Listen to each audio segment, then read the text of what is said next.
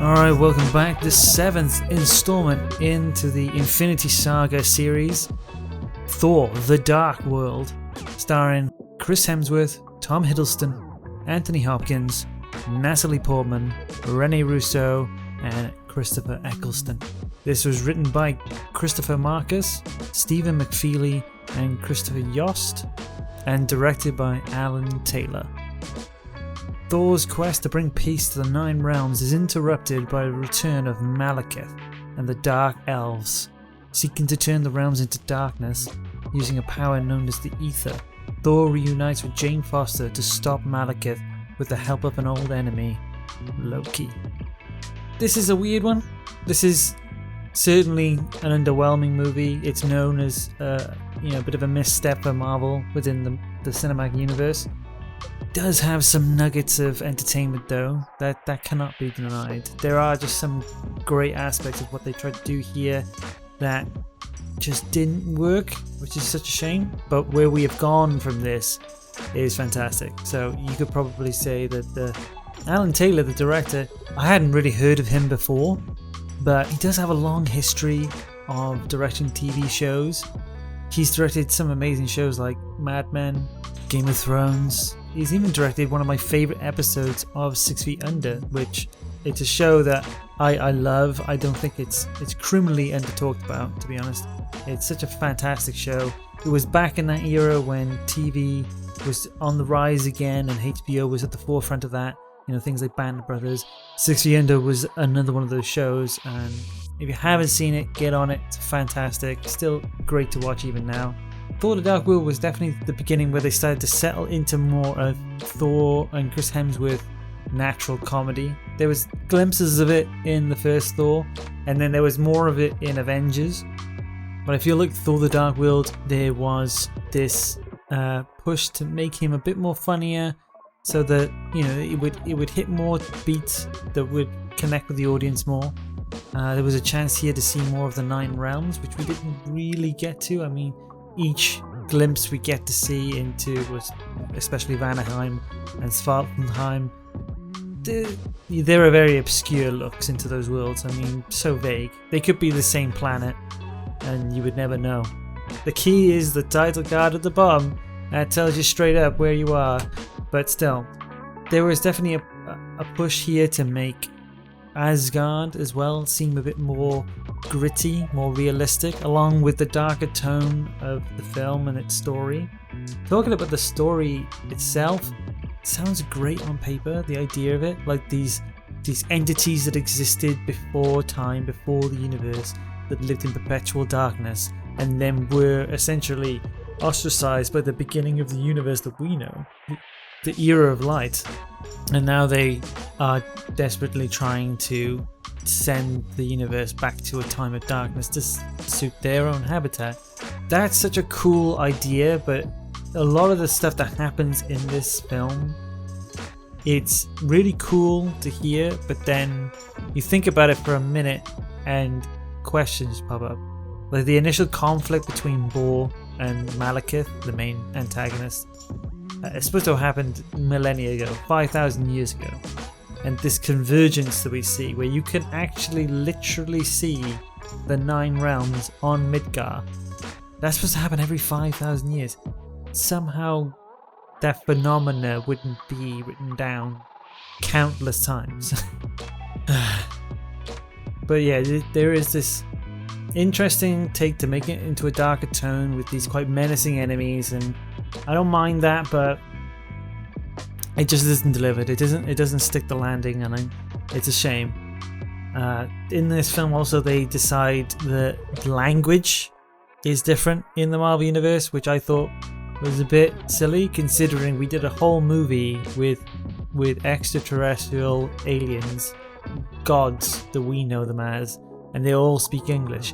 But they not only speak English on Asgard, but they speak English on Jotunheim, and every alien that we've encountered previously, several races from vastly different areas within space, they all speak English. So it doesn't make any sense to introduce the idea that there are a plethora of alien languages out there in the universe, because in the comics everyone spoke English because people who were reading it predominantly are English. So it was one of those things where you just kind of got to let go of that. Like, who cares if they don't have a language? I love the idea of making a universe where there is this huge diversity in cultures and languages, but the problem with that is it's a lot of work. It's a lot of unnecessary work when you could spend all of that time focusing on story and character and what you're trying to achieve from the story. A perfect example of this is Avatar. So much effort went into making and creating this world to make it believable.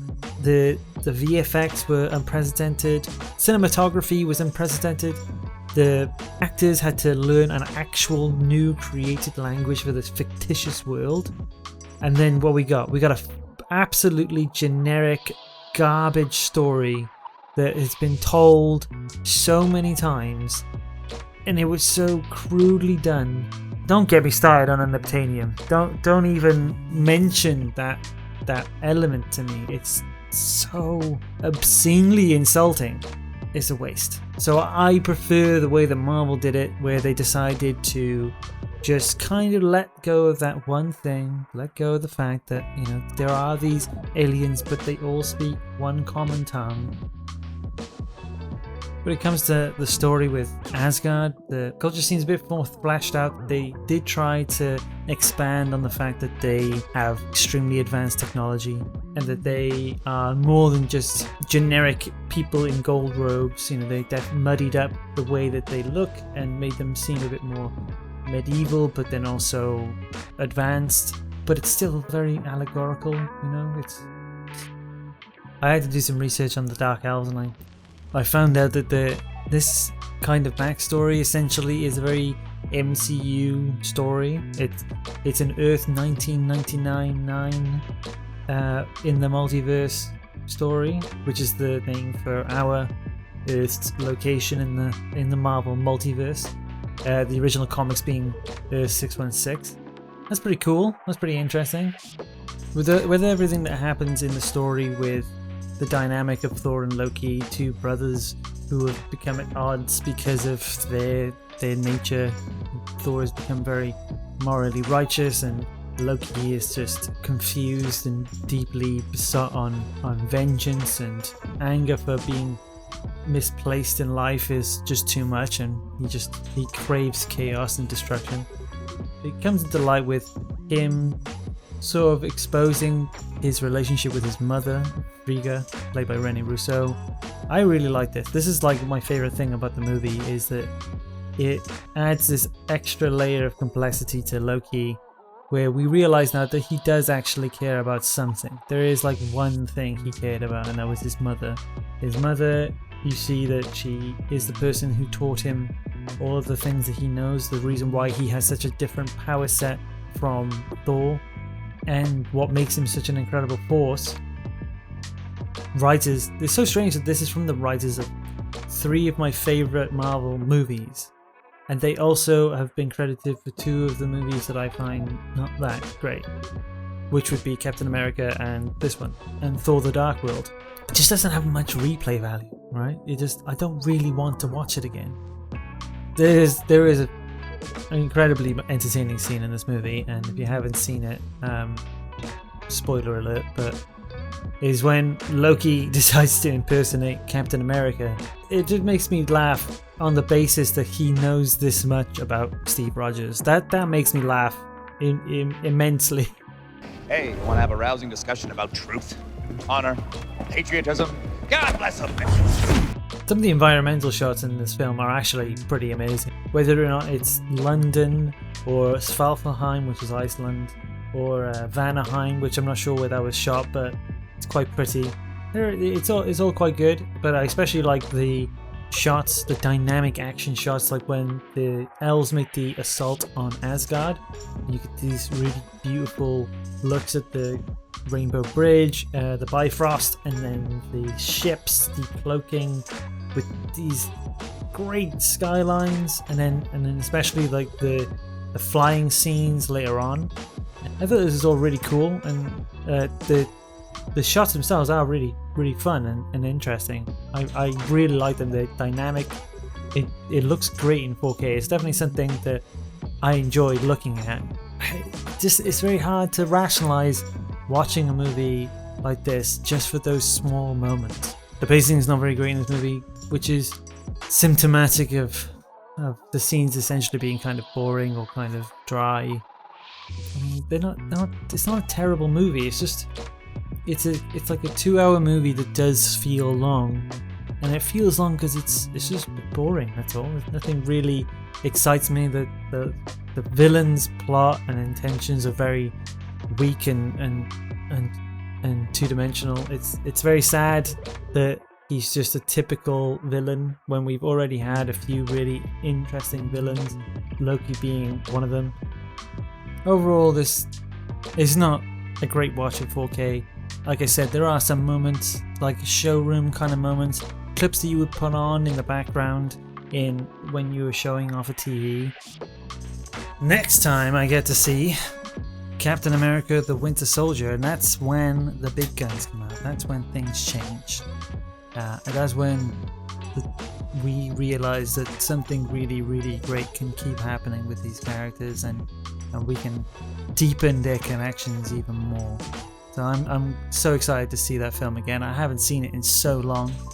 In the next couple of days, I'm going to get out my review for episode 5 of WandaVision. Oh my god, cannot wait.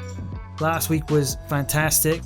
Favorite episode so far. This week, they're gonna definitely have to keep things going to be able to make sure that we're all on board, because if it goes straight back to the sitcom and doesn't really spend enough time outside of the bubble with Sword, that's gonna probably put a lot of people off. So I'm quite excited to see how that goes. Anyway, please, if you've got this far, thank you so much. I really appreciate it. This has been Imi with Film Feels. Thanks for the likes, love to the subs, and I'll see you guys next time.